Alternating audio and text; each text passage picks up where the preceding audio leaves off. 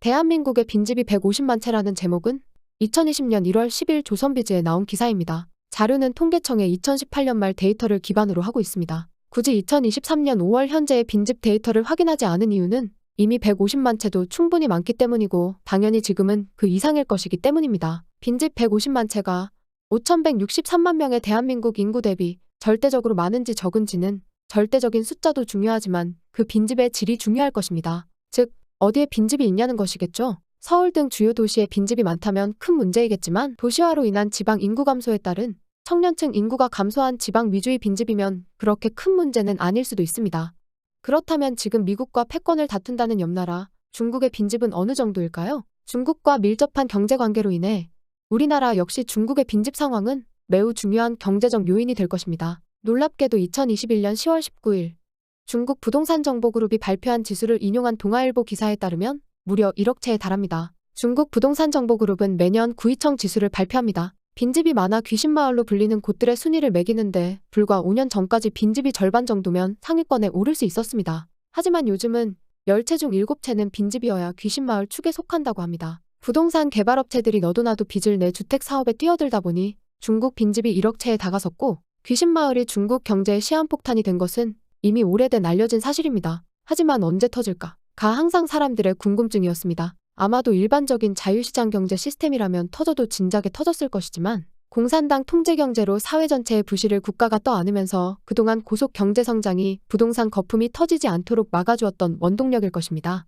하지만 앞으로는 어떻게 될까요? 그 실마리를 풀어줄 만한 소식은 바로 이것입니다. 우한시 정부는 지난 26일 현지 관영 창장일보 한 면을 털어 2018년 12월 기준 시로부터 돈을 빌려가서 제때 갚지 않은 채무자 259곳의 명단을 발표하며 즉시 갚아라 라고 성명을 낸 것입니다. 이 기사가 주목된 것은 공산당 중앙정부 시진핑에게 잘 보이기 위해 중국 지방정부들에 보여주기식 부동산 난개발이 기업들의 부채 연체를 낳았고 결국 더는 견딜 수 없는 상황에까지 이르게 된 지방정부가 대대적인 채권회수 절차에 나선 것이며 이는 중국 지방정부의 어려움을 여실히 보여주는 단적인 장면이라는 것입니다. 중국 지방정부의 부채는 중국 국가 경제의 숨은 뇌관으로 불립니다. 지방정부의 숨은 부채는 결국 지방정부의 재정 악화를 가져왔고 기업 부채의 부실로까지 전이가 될 운명에 처한 것입니다. 2023년 5월 2일 발표된 국제통화기금의 보고서에 따르면 중국 지방정부의 부채 총액은 자금 조달용 특수법인인 LGFV를 포함해 약 66조 위안으로 집계됐는데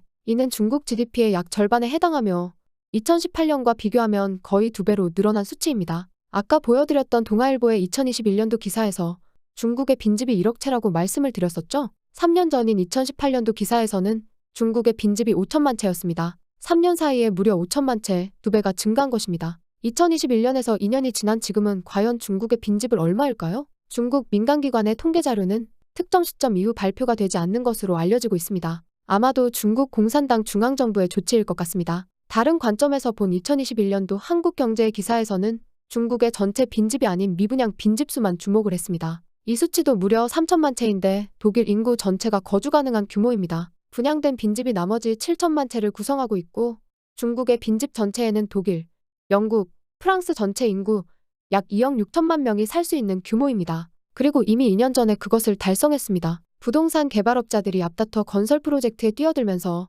막대한 채무를 끌어들인 만큼 시장이 얼어붙는 경우 연쇄 부실이 터질 수 있습니다. 중국의 미분양 빈집 규모 3천만 채에 비하면 우리나라의 7만여 채 미분양은 그야말로 세 발의 피 수준에 불과합니다. 그 시간이 점점 다가오고 있다는 사실은 누구나 알고 있지만 그게 실제 터지냐 안 터지냐는 미중 패권 전쟁의 결말에서 찾는 시각들이 많이 있습니다. 저 역시 일견타당한 가정이라고 생각합니다. 하지만 패권 전쟁은 아직도 꽤 머나먼 미래의 일이고 중국의 부동산 거품은 현재의 일입니다. 그것도 약 30년 정도 묵혀 쌓인 일이죠. 과연 중국 부동산 거품 경제의 미래는 어떻게 될까요? 현재 중국 GDP의 30%는 부동산 산업으로 이루어져 있습니다. 그런데 그 30%가 사실은 10% 혹은 15% 수준에 불과했다면 어떨까요? 중국 대도시의 소득 대비 주택 가격 지수는 거품이 최고조에 달했다는 현재 대한민국의 16배 수준에 비해서도 3배 가까이 높은 40에서 50배 사이로 알려져 있습니다. 중국이 쌓아 올렸던 경제 성과 중 상당한 부분이 사실 허상이었을 가능성이 매우 높고 그 결말을 맞이할 날은 점점 더 가까워 오고 있습니다.